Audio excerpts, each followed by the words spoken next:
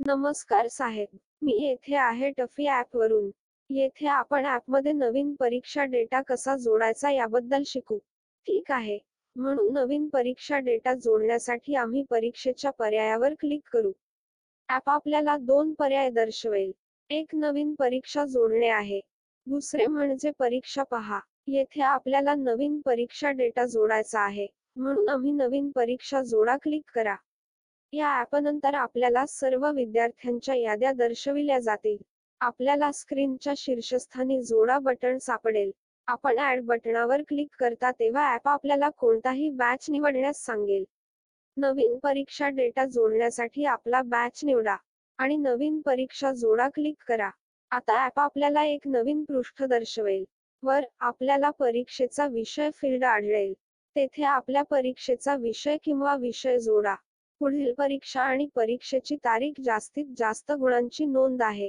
आपल्याला पाहिजे तसे फील्ड भरा. आता त्याखाली विद्यार्थ्यांची यादी सुरू होते. विद्यार्थ्यांना गुण आणि टिप्पण्या मिळवण्यासाठी सेट करा, जर आपल्याला जोडायचे असेल तर. आणि ख आयकॉन या चिन्हावर क्लिक करा. जेव्हा आपण ख आयकॉन या चिन्हावर ॲप क्लिक करता तेव्हा त्या विद्यार्थ्याचा डेटा जतन होईल आणि त्यास त्या यादीतून काढेल. आपल्याला विद्यार्थ्यांची गुणे जोडायची नसल्यास किंवा विद्यार्थी अनुपस्थित असल्यास क्रॉस चिन्हावर क्लिक करा. परंतु चांगल्या पद्धतींसाठी 0 गुण जोडा आणि शेरामध्ये अनुपस्थित राहा. तर ही अनुपस्थित नोंद विद्यार्थ्यांच्या बाजूने लॉगिनमध्ये दिसून येते. मी तुम्हाला सांगितल्याप्रमाणे डेटा प्रविष्ट करा.